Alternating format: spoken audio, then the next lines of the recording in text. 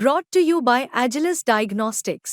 Health test की बात आती है तो मैं भरोसा करता हूँ India's largest diagnostics company Agilus diagnostics. खुद को टेस्ट करते रहो।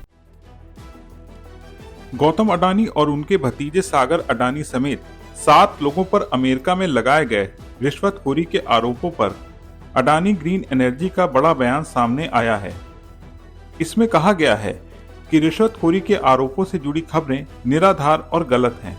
अमेरिकी भ्रष्टाचार प्रैक्टिस एक्ट यानी FCPA के तहत आरोप लगाए जाने की खबरों में कोई सच्चाई नहीं है और गौतम अडानी उनके भतीजे सागर अडानी या विनीत जैन पर US DOJ के अभियोग या US SEC की सिविल शिकायत में निर्धारित मामलों में FCPA के किसी भी उल्लंघन का आरोप नहीं लगा है।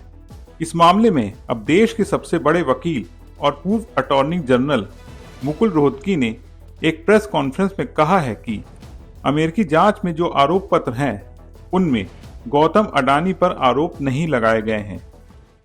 My assessment is, and it is clear that there are 5 charges or 5 counts. It is very important to note that count 1 and count 5 are more important than the others, but in neither in count 1 nor in count 5 is Mr. Adani or his nephew charged. This is like a charge sheet. It charges individuals for doing specific acts. It is like a charge sheet under the Indian penal laws that you charge somebody with a particular act, whether it is bribery, whether it is corruption, whether it is robbery, whether it's murder. So count number 1 contained in paras 124 onwards of the indictment is against certain other persons minus the 2 Adanis. It includes some of their officers and 1 foreign person. That is the conspiracy to violate the Foreign Corrupt Practices Act. It is called FCPA. It is somewhat similar to the Prevention of Corruption Act in India. So the first allegation is that there is a conspiracy to violate the Foreign Corrupt Practices Act framed by the US Parliament. In that, the Adanis are not named, their officers may be named. That's 1. Then there are 2 or 3 other counts relating to securities and bonds. In those 3 counts, the Adanis and others are named.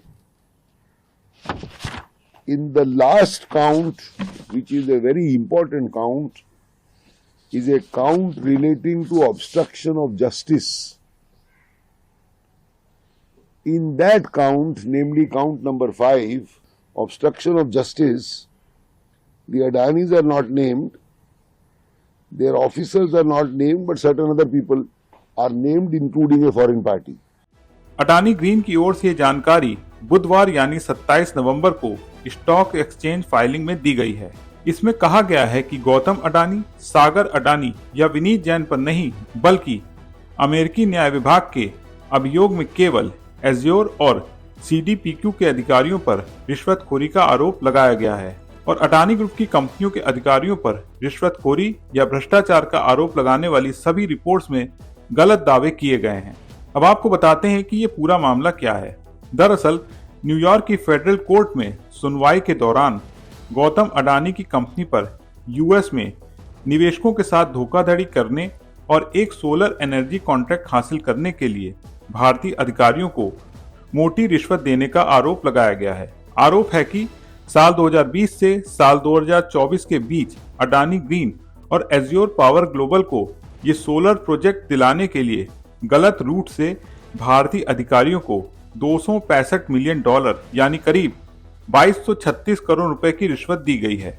यही नहीं, रिश्वत वाली बात अमेरिकी company यानी azure power global से छुपाई गई। इस कॉन्ट्रैक्ट के जरिए 20 साल में $2 अरब से ज्यादा मुनाफे का अनुमान लगाया गया था और इसके लाभ लेने के लिए झूठे दावे करते हुए लोन और बॉन्ड्स जुटाए गए। हालांकि इन आरोपों के बाद तत्काल स्टेटमेंट जारी करते हुए अडानी ग्रुप ने अमेरिकी जांच एजेंसी के आरोपों को सिरे से खारिज कर दिया था और कहा था कि आरोप निराधार हैं। ग्रुप हर फैसला कानून के दायरे में लेता है। इससे पहले 25 नवंबर को भी अडानी ग्रीन की ओर से इन दावों को आधारहीन बताया गया था।